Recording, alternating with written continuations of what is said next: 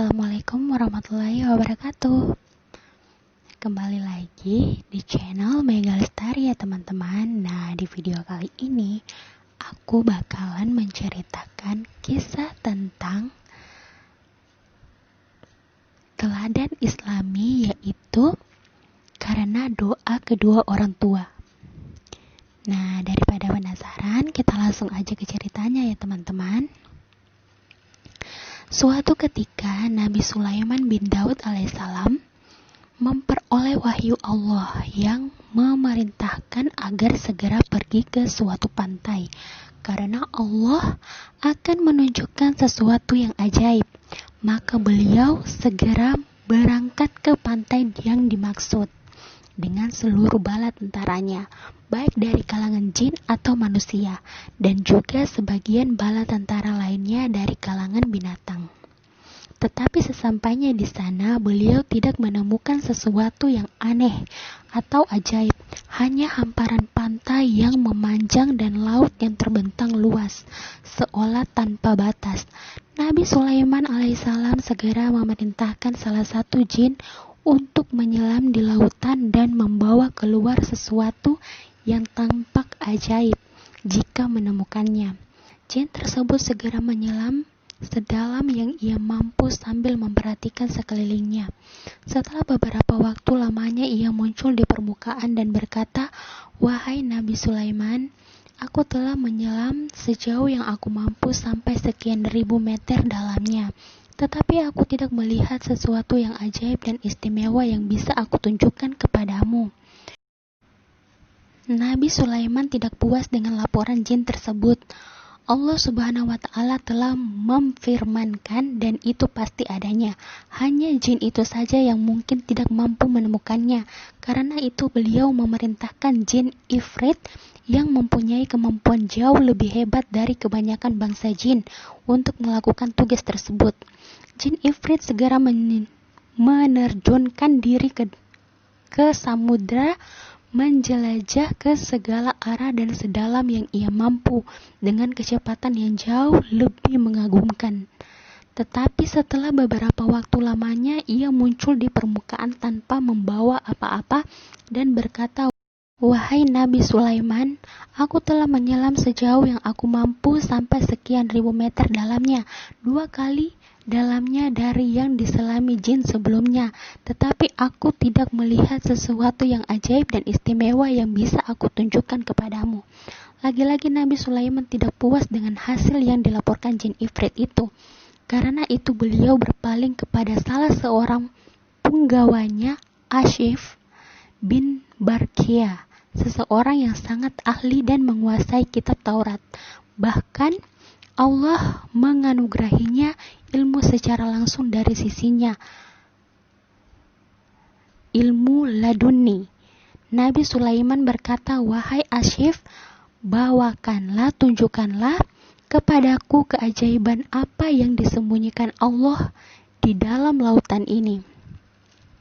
Tidak seperti dua bangsa jin yang segera menceburkan diri ke samudra dan menyelam, Ashif hanya diam sesaat, kemudian menadahkan tangannya ke atas dan berdoa kepada Allah.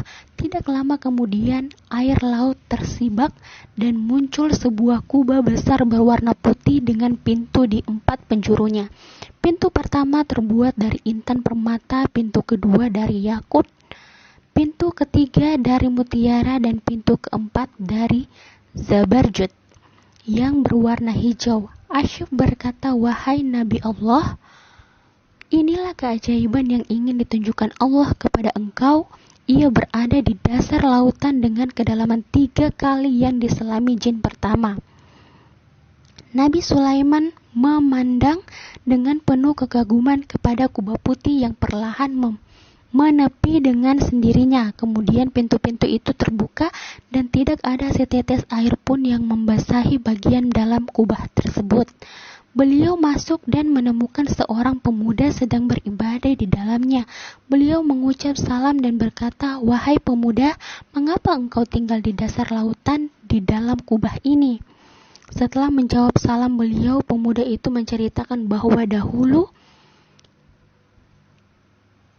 ia merawat dan melayani kedua orang tuanya yang cacat, ibunya dalam keadaan buta sedang ayahnya lumpuh. Selama hampir 70 tahun ketika sang ibu akan meninggal, ia berdoa, "Ya Allah, panjangkan umur anakku dalam ketaatan kepadamu." Kemudian ketika sang ayah akan meninggal, ia berdoa, "Ya Allah, jadikanlah anakku tetap dalam ketaatan kepadamu di tempat yang tidak dapat diketahui oleh para syaitan."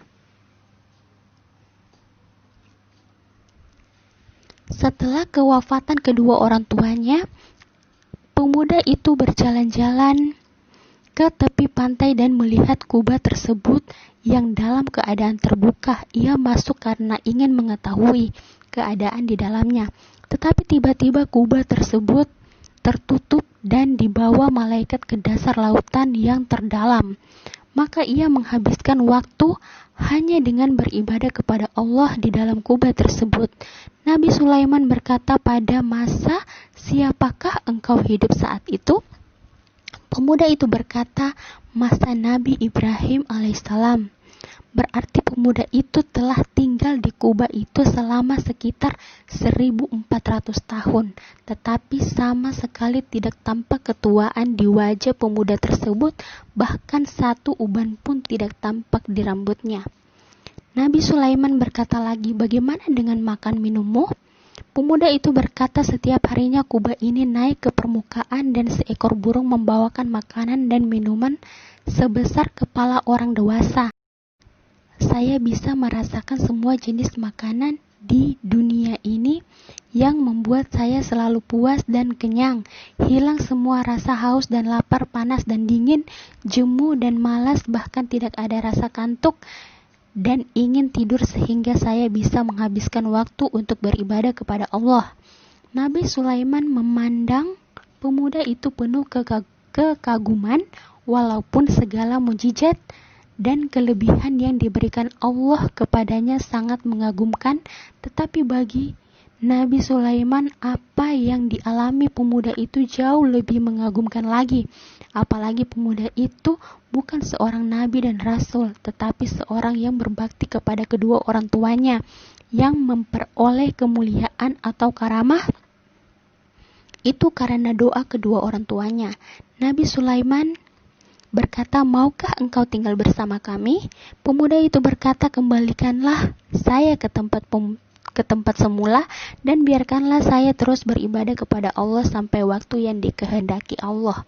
Nabi Sulaiman keluar dari kubah tersebut dan memerintahkan Asyif untuk mengembalikan kubah itu ke tempatnya semula. Asyif menadahkan tangan dan berdoa, maka perlahan kubah itu masuk ke dalam air dan pemandangan kembali seperti semula, hanya hamparan air dan pasir yang seolah tidak terbatas.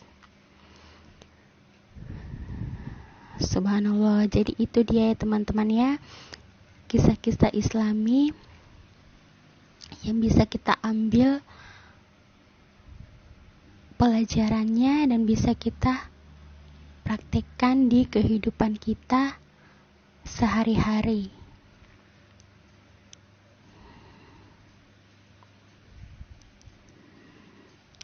Oke, nantikan terus video-video aku selanjutnya ya teman-teman. Assalamualaikum warahmatullahi wabarakatuh.